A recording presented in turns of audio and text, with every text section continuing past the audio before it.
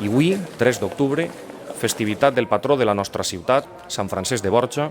i quan s'inicia l'any jubilar en el seu honor, és el millor moment per a felicitar, honorar i correspondre a la societat gandiana per la seva solidaritat, responsabilitat i implicació durant la crisi de la Covid-19. Hem recuperat un acte cívic per als ciutadans i ciutadanes en Fira i Festes i després d'aquest temps tan complicat volíem que el primer acte cívic fora homenatjar als ciutadans que han superat col·lectivament amb la nostra capacitat com a ciutat forta i resistent una de les etapes més difícils que ha viscut Gandia. I comencem una etapa d'esperança, una etapa on necessitem de nou un esforç i un repte col·lectiu i podem dir-los a tots els ciutadans i ciutadanes de la nostra ciutat que el govern estarà a l'alçada del repte.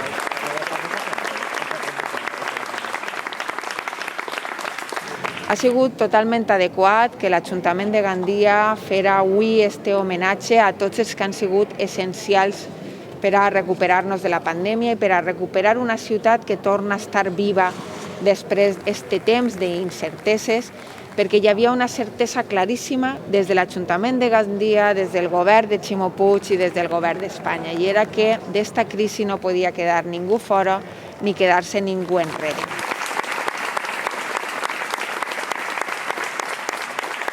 Ens han fet sentir ben orgullosos i orgulloses. Vos parle dels 3 medallistes paralímpics que van representar Gandia, València, Espanya als Jocs Paralímpics de Tòquio 2020. A Héctor Cabrera, a Míriam Martínez i a Quim López. I ha sigut per a mi un plaer avui poder també acompanyar a l'alcalde de Gandia en aquesta entrega que s'ha fet de la medalla d'or, el reconeixement màxim que té aquesta ciutat als 3 medallistes de la nostra ciutat.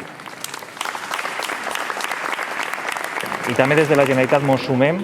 a aquest reconeixement, a aquesta distinció que avui fa l'Ajuntament de Gandia, els herois anònims que tenim en totes les societats, que moltes voltes no apareixen en els mitjans de comunicació, que van per al carrer i la gent no els reconeix i que avui els distingim, perquè sense ells no haurem pogut superar aquesta pandèmia. Som una ciutat forta, hem demostrat altres vegades que sabem superar les adversitats i esta no serà menys, perquè a més anem a fer-ho d'una manera inèdita en aliança amb el govern de la Generalitat i amb el govern d'Espanya, als que torne a agrair la seva confiança en Gandia i la seva confiança en els nostres ciutadans.